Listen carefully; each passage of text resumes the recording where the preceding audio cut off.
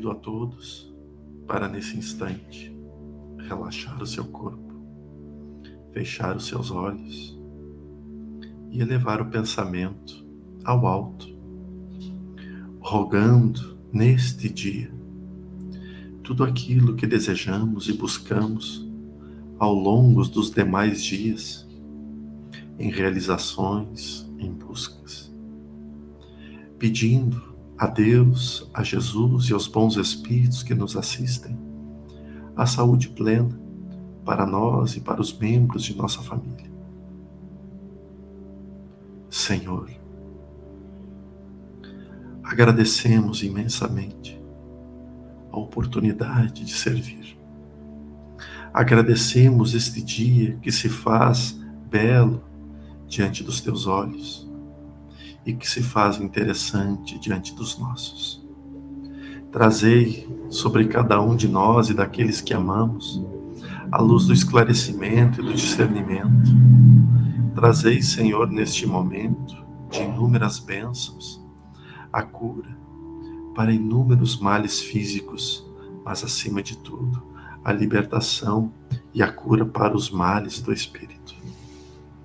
Permita que neste e que em todos os dias, ao teu lado, possa eu estar, com amparo, com socorro, mas acima de tudo, com amor no coração.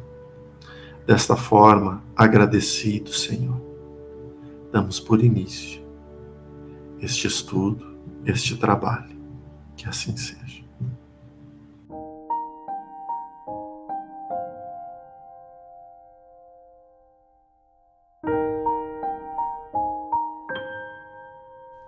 A bênção do estímulo. Comentavam os aprendizes que a verdade constitui dever primordial acima de todas as obrigações comuns, quando Filipe garantiu que, a pretexto de cultuar-se a realidade, ninguém deveria anular a consolação. E talvez por reportar-se André a franqueza com que o mestre atendia aos mais variados problemas da vida, o Senhor tomou a palavra e contou atencioso.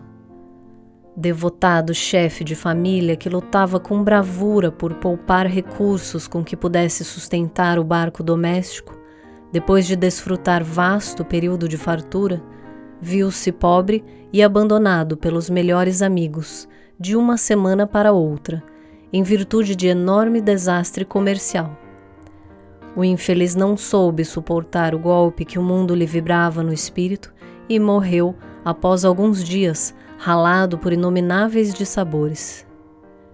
Entregue a si mesma ao pé de 6 filhos jovens, a valorosa viúva enxugou o pranto e reuniu os rebentos ao redor de velha mesa que lhes restava e verificou que os moços amargurados pareciam absolutamente vencidos pela tristeza e pelo desânimo. Cercada de tantas lamentações e lágrimas, a senhora meditou e em seguida dirigiu-se ao interior, de onde voltou trazendo pequena caixa de madeira, cuidadosamente fechada, e falou aos rapazes com segurança. Meus filhos, não nos achamos em tamanha miserabilidade. Neste cofre possuímos valioso tesouro que a previdência paternal lhes deixou.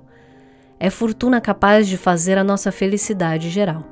Entretanto, os maiores depósitos do mundo desaparecem quando não se alimentam nas fontes do trabalho honesto e produtivo.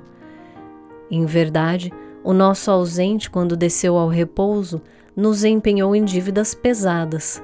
Todavia, não será justo o esforço para resgatar com a preservação de nosso precioso legado? Aproveitemos o tempo, melhorando a própria sorte, e se concordam comigo, abriremos a caixa mais tarde, a menos que as exigências do pão se façam insuperáveis. Belo sorriso de alegria e reconforto apareceu no semblante de todos. Ninguém discordou da sugestão materna. No dia seguinte, os 6 jovens atacaram corajosamente o serviço da terra. Valendo-se de grande gleba alugada, plantaram o trigo com imenso desvelo, em valoroso trabalho de colaboração, e com tanto devotamento se portaram, que, findos 6 anos, os débitos da família se achavam liquidados, enorme propriedade rural fora adquirida e o nome do pai coroado de novo pela honra justa e pela fortuna próspera.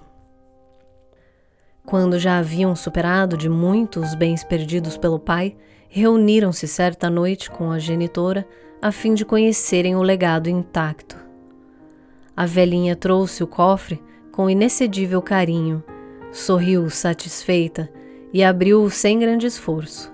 Com assombro dos filhos, porém, dentro do estojo encontraram um somente velho pergaminho com as belas palavras de Salomão.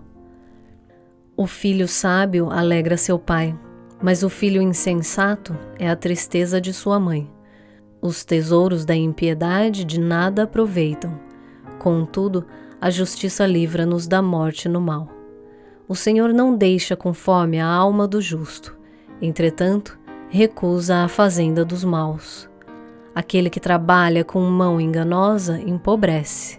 Todavia, a mão dos diligentes enriquece para sempre. Entreolharam-se os rapazes com júbilo indizível e agradeceram a inesquecível lição que o carinho materno lhes havia doado. Silenciou o mestre, sob a expressão de contentamento e curiosidade dos discípulos, e, finda a ligeira pausa, terminou sentencioso. Quem classificaria de enganadora e mentirosa essa grande mulher? Seja o nosso falar sim, sim, e não, não, nos lances graves da vida, mas nunca menosprezemos a bênção do estímulo nas lutas edificantes de cada dia. O broto tenro é a promessa do fruto. A pretexto de acender a luz da verdade, que ninguém destrua a candeia da esperança. Gostaria de começar, Robson? É bem singela essa lição, não é? Porque em termos de, vamos dizer assim, teorias ou academicismo ou raciocínios, né? Não é a tônica, né, dessa passagem. O que fala muito essa passagem é direto ao nosso sentimento, porque já inicia a cena com a perda do pai da família, né? Então, uma cena dolorosa e muito difícil, e que, às vezes, quando nós passamos, né, por essa circunstância na vida, muitas vezes nós não conseguimos mesmo reagir, né? Especialmente se for algo inesperado. Apesar dessa perda, né, da ida para o outro lado ser a única certeza que a gente tem, é como se a nossa mente lógica imagina que não vai acontecer, pelo menos não agora, né? Então, é uma passagem que fala direto para o sentimento. E, diante do sentimento de perda, é muito fácil a esperança desvanecer, né? Especialmente se a nossa fé não é robusta o suficiente. Então, a gente vê que no pergaminho mesmo fala sobre isso, né? Sobre manter a fé, manter a esperança. Tem o capítulo, né, do Evangelho segundo o Espiritismo, que a fé é mãe da esperança e da caridade. Então, a gente observa, né, que no fundo a base dessa esperança, né, é essa fé, essa confiança de que Deus não vai nos desamparar no sentido de uma falta de motivos, né? O que acontece tem um ciclo que está acontecendo. E muitas pessoas gostam de falar isso, né? Alguns dos meus professores também, assim, se ainda não está resolvido é porque ainda não acabou. Então, às vezes aquele ciclo está acontecendo, só que às vezes a gente fica igual os rapazes da história, né? Parece que ali na morte do pai acabou tudo, eles não estão vendo muita saída, dívidas, né? E aí só de reacender a esperança eles conseguem mudar a atitude mental, reagir e transformar a história futura, né? Então a esperança fala sobre isso, sobre a gente ter essa confiança no futuro, mesmo diante das dificuldades. É difícil, né? Especialmente no meio da dor. Mas o quanto isso é essencial para a gente continuar a caminhada, né?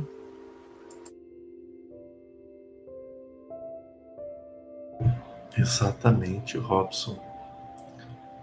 E tem uma passagem que diz, né, que todas as noites a gente bota o despertador para tocar no dia seguinte. Isso se chama esperança, né? Porque a gente tem esperança de acordar no dia seguinte, né? E eu acho muito interessante isso, porque nós sabemos que muitas coisas no nosso dia a dia ocorrem que parecem que o túnel onde a gente caminha ele fica mais longo e mais escuro. Até que a gente tem uma frase que diz sempre: não há luz, eu não vejo luz no fim do túnel. Bem, é engraçado dizer isso, porque isso é um ponto que eu também penso muito, né? Às vezes eu digo, não vejo luz. Mas se não vê luz, é porque não é o fim do túnel, né? Ou seja, a razão diz isso, né? Se não vê luz, é porque não é o fim do túnel. Porque no final do túnel sempre vai ter luz. E só que a gente vive uma ansiedade tão grande pelo o que está por acontecer, e a gente não se dá conta, muitas vezes, não consegue se dar conta, que para acontecer precisa primeiro realizar. E o tempo que a gente permanece muitas vezes na dor, no luto, né, de alguma perda, falando do luto em relação à história contada, né, pelo livro, mas de alguma perda maior, é porque a gente está querendo já estar lá na frente, na resolução. E não nesse momento, que é o momento da ação. E isso que eu acho que é o que muda muito. Os únicos bens que fez a mãe reerguer todo mundo foi um manuscrito, né?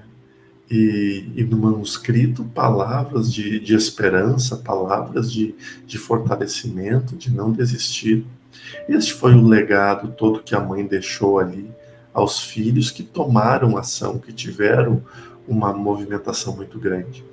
Mas tem um outro ponto paralelo nessa história que para mim se enquadrou muito no honrar pai e mãe, né? Porque os filhos se uniram e quiseram honrar o pai, né? Quiseram deixar que tudo estivesse resolvido e que não ficasse nenhuma pendência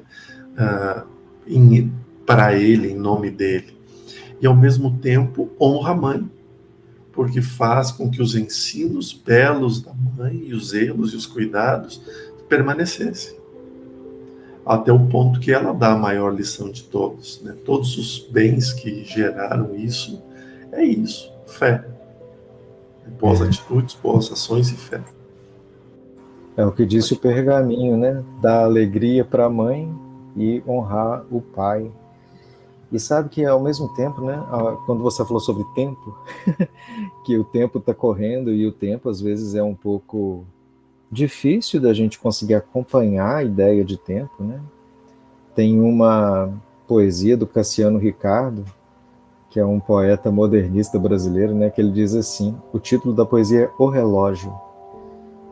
E aí ele diz numa quadra curtinha assim, diante de coisa tão doída, conservemo-nos serenos. Cada instante da vida nunca é mais, sempre é menos. Então é como se fosse uma ampulheta que está escorrendo a areia, né? E o tempo está passando. E quando você falou sobre tempo, o que me veio foi aquele estudo, né, da doutora Ana Cláudia Quintana Arantes, e sempre que fala sobre morte, né, nessa cena tem a morte do pai, e os filhos pensando assim, nós não vamos conseguir fazer o que ele não fez, né? E eu acho que isso muitas vezes vem dessa falta de foco no que é essencial, né? Então é claro que ali eles estavam lutando pela sobrevivência, e isso era essencial, né? Mas tem esse estudo da doutora Ana Cláudia, que é os 5 grandes arrependimentos antes de morrer, né? Que ela trabalhou anos com pacientes em estado terminal de todos os tipos, né? Pessoas novas, pessoas velhas, pessoas ricas, pessoas pobres, pessoas solitárias, pessoas casadas com famílias grandes. E ela achou interessante que a maioria das pessoas que tinham arrependimento tinha um desses 5, né?